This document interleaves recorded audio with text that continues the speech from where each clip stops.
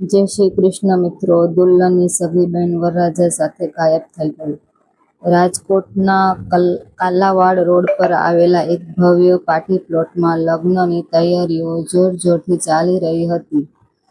મહેમાનોથી આખો પ્લોટ ભરાઈ ગયો હતો.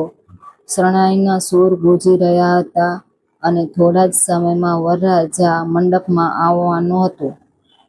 એવામાં અચાનક ખબર પડી કે દુલ્હનની સગી બહેન ક્યાંય દેખાતી નથી.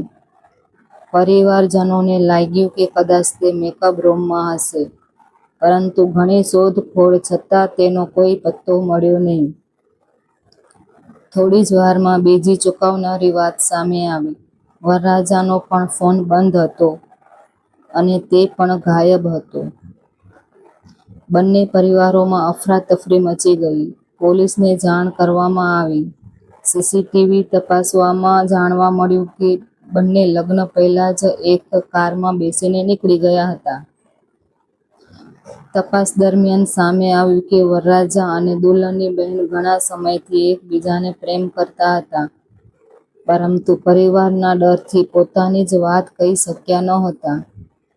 લગ્નના દિવસે તેમણે ભાગી જવાનો નિર્ણય લીધો. આ ઘટનાથી બંને પરિવારોને ભારે આઘાત લાગ્યો.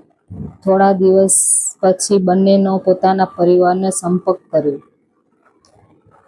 કરીને જણાવ્યું કે તેઓ સુરક્ષિત છે અને પોતાની મરજી સાથે રહેવાનો નિર્ણય કર્યો છે.